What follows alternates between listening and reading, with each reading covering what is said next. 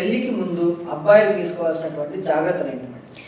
First అయితే ఇది అమ్మాయిలు ఎంతవరకు యూజ్ అవుతుందో నాకు తెలియదు, కానీ అబ్బాయిలకు మాత్రం ప్రీ నప్టియల్ అగ్రిమెంట్ మాత్రం చాలా పనికొస్తుంది.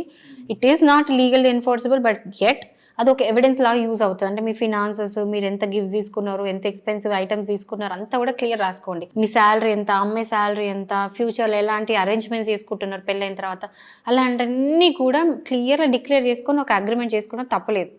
సో అదొకటి చేయొచ్చు. ఇప్పుడు చూస్తున్న కేసెస్ అన్నీ కూడా ఈ సినారియోలో ఏం చెప్తా అంటే, అమ్మాయితోని ఒకవేళ మీ పెళ్లి సెటిల్ అయిందంటే జస్ట్ ఒక ప్రైవేట్ ప్లేస్కో ఎక్కడికో తీసుకెళ్ళి ఆమెకు ఫుల్ స్పేస్ ఇచ్చి, ఏమన్నా ప్రీవియస్లీ రిలేషన్షిప్లో ఉన్నదా, ఆ రిలేషన్షిప్ ఇంకా కొనసాగించే ఛాన్సెస్ ఉన్నాయా, ఆల్సో ఏమైనా ఫోర్స్ ఉందా, అలాంటివన్నీ తెలుసుకోవడానికి ట్రై చేయండి. అండ్ అట్లీస్ట్ ఒక 6 months అయినా కూడా ట్రావెల్ పీరియడ్ పెట్టుకోండి. ఇట్లా పెళ్లి సెటిల్ కాగా వెంటనే కాకుండా అట్లీస్ట్ 6 months అట్లా మీరు ట్రావెల్ అయితే ఏంటంటే మీ ఒకరినొకరు అర్థం చేసుకుంటారు, అలవాట్లు అనేది తెలిసిపోతుంది. దాన్ని బట్టి ఫ్యూచర్లో అయ్యే కాన్ఫ్లిక్ట్స్ అన్ని కూడా అవాయిడ్ చేయొచ్చు.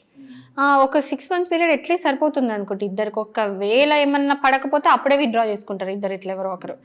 ఇంకోటి మెయిన్ చెప్తున్నా, దయచేసి అబ్బాయిలు పెళ్ళి అవుతుందంటే మాత్రం మీదేమైనా ప్రాపర్టీస్ కొంటే మాత్రం మీ పేరెంట్స్ పేరు మీద కొనడం బెటర్.